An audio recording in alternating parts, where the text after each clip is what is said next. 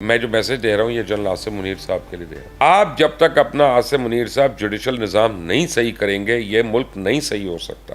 اس ملک میں کسی کو اچھا لگے یا برا لگے تمام برائیوں کی جو ماں ہے نا وہ ہمارا عدلیہ کا نظام ہے. لیکن اس باری میں بتاؤں میں کل سے اپنا ایک نمبر جو ہے نا موبائل نمبر وہ وی لاک کر کے میں پبلک میں عام کر دیتا ہوں کہ جس کاروباری آدمی کو ہماری لا انفورسمنٹ کی وجہ سے جو ہے وہ پرابلمز ہوئی ہیں اور ان کے پاس ایویڈنس ہے وہ ہم سے شیئر کریں.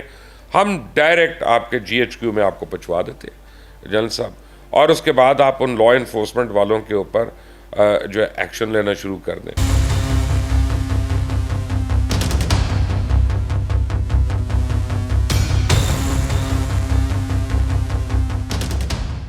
انداز بیاں اگرچہ بہت شوخ نہیں ہے, شاید کہ اتر جائے تیرے دل میں میری بات.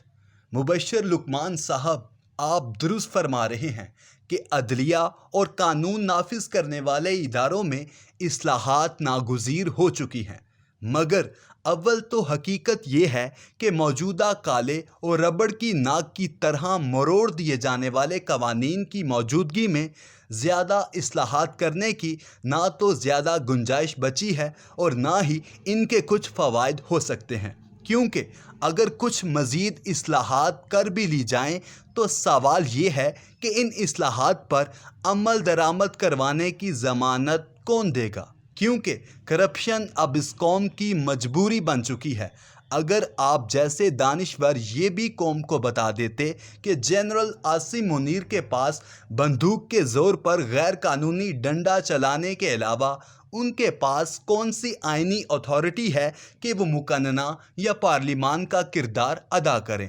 مبشر جی, کیا آپ کے پاس دولت کم ہے جو اب آپ نے کاروباری حضرات اور جی ایچ کیو میں رابطے کے لیے اپنا نمبر دینا ہے؟ او بھائی, پہلے اس ملک میں دہاڑیاں لگانے والے ٹاؤٹوں کی کمی ہے کیا جو اب آپ بھی بیچ میں کود پڑے؟ لہٰذا براہ کرم انہیں ایسے مشورے نہ دیں جس طرح اس طرح کے مشوروں پر پہلا ڈنڈا چلاتے چلاتے پاکستان دو لخت ہو گیا, دوسرا ڈنڈا چلاتے چلاتے پاکستان فرقہ پرستی جیسی لعنت کا شکار ہو گیا, منشیات فروشوں کی جنت اور کلاشنکوف کلچر کی منڈی بن گیا. جبکہ تیسری بار یہ ڈنڈا چلا تو اس ڈنڈے کے دور میں پہلے ہی سے کر دیے گئے لولے لنگڑے تعلیمی نظام کو تجارت بناتے ہوئے اسے کوڑے کا ڈھیر بنا کر رکھ دیا. اس کوڑے کے ڈھیر جیسے تعلیمی نظام نے پچھلے 25-30 سالوں میں ہماری جوان ہونے والی نسلوں کو آدھا تیتر اور آدھا بٹیر بنا کر مادر پیدر آزاد کر دیا. آج حال یہ ہے, آپ ہی کے پیٹی بھائی سینئر صحافی کا بیٹا ہم جنس پرستی میں مبتلا ہو کر اپنے جیسے مرد سے شادی رچا بیٹھا ہے. آج حال یہ ہے کہ تعلیمی اداروں میں ہمارے نوجوان بچے اور بچیاں منشیات کی لت میں گرفتار ہو کر ایسی جنسی بے راہ روی اختیار کر چکے ہیں کہ ان میں احساس گناہ بھی زندہ نہیں رہا. دوسری طرف سب سے پہلے پاکستان کا نعرہ لگانے والے ڈنڈے نے ملک کو دہشت گردی کی آگ میں جھونک دیا. افسوسناک بات یہ ہے کہ اس ڈنڈے والے کے عبرتناک انجام سے کسی نے کوئی عبرت نہیں پکڑی. جناب, پاکستان کو درپیش خوفناک بحرانوں کا حل 15-16 سابقہ جنرل عاصم منیروں کے پاس ہوتا تو کشمیر کب کا آزاد ہو چکا ہوتا, پاکستان دو لخت نہ ہوتا اور نہ پاکستان فرقہ پرستی کی آگ میں جل رہا ہوتا, نہ دہشت گردی کے خلاف لڑتے ہوئے اپنے شیردل جوانوں کی جانوں سے ہاتھ دھو رہا ہوتا, اور نہ آج IMF کے بسترے مرگ پر سودی ڈرپیں لگائے ہوئے تڑپ رہا ہوتا. آپ جیسے بھائی اب چوتھی بار ڈنڈا چلنے کی آس لگانے والے اللہ سے ڈریں اور سوچیں کہ کہیں اب کی بار طاقت کے نشے میں دھت یہ عاقبت نااندیش ڈنڈا اپنے ساتھ ساتھ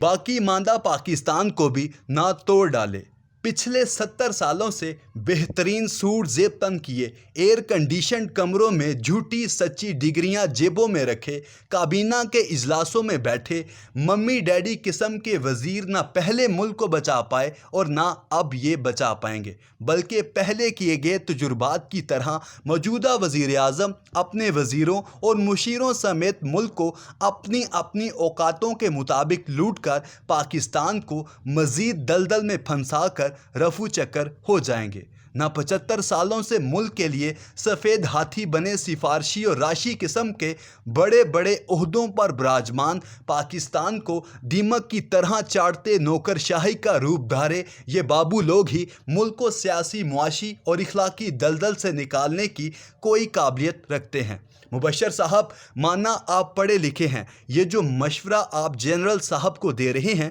काश लगे हाथों आप ये भी तो उन्हें बता देते कि इन पर अमल दरामद वो कैसे करवाएंगे, क्योंकि ऐसी ही फ़कीरों की लकीरों को पीटते पीटते पाकिस्तान की ताकतवर तरीन शख्सियात ने पाकिस्तान को इतना पलीदस्तान बना कर रख दिया है कि अब उसकी बदबू ने आज आप जैसे सहाफ़ियों और ताकतवर तरीन शख्सियात के भी नाक में दम कर रखा है। अब इस बदबू को दुनिया के महंगे तरीन परफ्यूमों की महक भी दूर नहीं कर सकती। जनाब आली, मशवरा देना है तो ये दें, जब तक इस कुएं के पानी को पाक करने के लिए इस कुएं में से मरे हुए कुत्ते को नहीं निकाला जाता, इस कुत्ते की सरांड वाला पानी पीकर ताकतवर तरीन शख्सियात कौम की दुनिया और आखिरत बर्बाद करते रहेंगे। अगर आसिम साहब को मशवरा देना ही है तो कुएं के पानी को पाक करने के लिए कुएं में गिरे हुए मुर्दा कुत्ते को निकालने का मशवरा दे, ना कि डंडा चलाने का। याद रखें,